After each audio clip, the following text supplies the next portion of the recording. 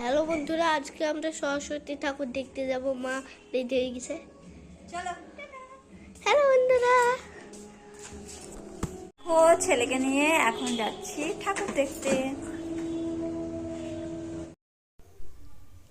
Hello everyone, সকলে কেমন আছো? আশা করি সকলেই খুব খুব ভালো আছে আর সুস্থ আছো। তা আমিও ভালো আছি আর আবারও নিয়ে চলে এসেছি একটা সরস্বতী পূজা স্পেশাল ব্লগ। এই যে প্রথমে যে ঠাকুরটা দেখলে তো 10 হাত দুর্গার মতো। আমার ছেলে দুদিন ধরে বলছিল যে মা সরস্বতী ঠাকুর 10 হাত হয়েছে। আমি বলছি যে না, 10 হাতের কি হয়? তা ও আমাকে দেখাবো বলে সেই বটতলার ওই দিকটা দিয়ে অনেকটা দূরে নিয়ে আসলো। এই যে দেখো শ্মশান চলে এসেছি, শ্মশানের রাস্তা দিয়ে এখন ঘুরে ঘুরে যাচ্ছি। তারপরে শ্মশান হয়ে যত ঠাকুর আছে সব দেখতে দেখতে বাজারের দিকে যাব। তো এদিকে অনেকই ঠাকুর হয়েছে, এর আগে আসিনি, কোনোদিনই আসিনি। বাজার সাইডগুলোই দেখি, এসব সাইডের ঠাকুর দেখাই হয় না। তা আজকে হাঁটি হাঁটি করে বেশ অনেকগুলো ঠাকুর দেখা হয়ে গেল। বাবুকে বলছি, বাবু এত ঠাকুর মনে হয় তো বাবার সাথেও দেখিস না। এইসব গল্প করতে করতে যখন নদীর ধার চলে আসলাম, তখন দেখছি দুটো নৌকাতে বসে লোকগুলো কী যেন করছে। আমি ওখানে কিছুক্ষণ দাঁড়িয়ে থেকে বুঝলাম যে ওরা মাছ ধরছে। দেখো এই যে কি সুন্দর সেই ডিঙি না কি বলে, তাতে বসে বসে ছিপ দিয়ে মাছ ধরছিল। তাহলে তার পাশে একটা মন্দির ছিল, মন্দিরটা দেখো কত বড়। আর মন্দিরে গিয়ে ঠাকুরটা দেখো, একদম ছোট্ট পুচকু ঠাকুর। এই মন্দিরে তালা দেওয়া আছে, যেহেতু কেউ নেই, পুজো হয়ে গেছে, এখন আর কেউ বসে নেই। তারপরে চলে আসলাম আমাদের পার্কের দিকে। এবছর দেখছি পার্কেও একটা ঠাকুর হয়েছে, সরস্বতী পুজো। এখানে তো এসে বসা যায় না বিকেল টাইমে, সব সময় জোড়া জোড়া বসে থাকে। তা পার্কের দিকে একটু ঘোরাঘুরি করলাম, ঘোরাঘুরি করে এখন চলে এসেছি আমাদের বাজারে।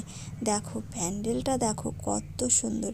এখানে সরস্বতী পূজাটা হয়েছে এলেক্স বলে একটা স্কুল আছে, সেই স্কুলের পুজোটা। আর পুজোটা এত সুন্দর, প্রত্যেক বছর এই জায়গাটা এত সুন্দরভাবে সাজায়, তা কি বলবো, প্রচণ্ড সুন্দর সাজায়। এবছরও সেরকম সুন্দর করেই সাজিয়েছে। আর দেখো প্রত্যেকটা হাতের কাজ, মাটি কুলো আর এইদিকে ফুল দিয়ে সাজিয়েছে। আর বাইরের সাইডে আবার দেখলাম পুরো প্যান্ডেলে ঘুড়ি দেওয়া আছে, বেশ ভালো লাগছিল। তা বাবু আবার বলছে যে এখানে ঘুড়ি দিয়ে সাজাচ্ছে, আর আমি বলছি ঘুড়ি চালাবো, এরকম কথা, মানে ঘুড়ি ওড়াবে। কখন কি বলে ও ঠিক থাকে না। তাই এই যে প্রতিমা দর্শনটা হয়ে গেল, আর এখন চলে এসেছি বাইরের দিকে। বাইরে এসে মোমো খাওয়ার ইচ্ছা হয়েছে, ছেলের যেহেতু মোমো খেতে ইচ্ছা হয়েছে, খাওয়াতেই হবে।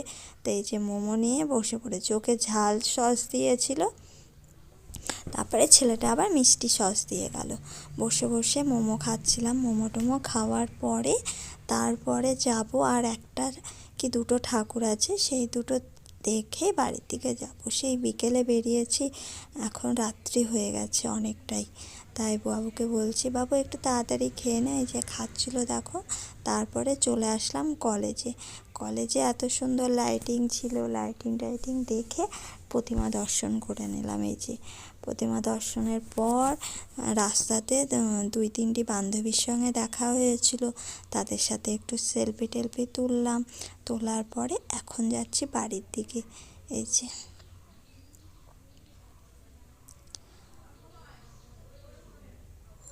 তা বাড়িতে এসে পাড়াতে খিচুড়ি প্রসাদ দিচ্ছিল, সেখান থেকে প্রসাদ নিলাম। তো ঠাকুর দেখে চলে আসলাম, এখন বাড়িতে এসে একটু রেস্ট নেব, কারণ এত হাঁটা হেঁটেছি কি বলবো, পা পুরো ব্যথা হয়ে গেছে।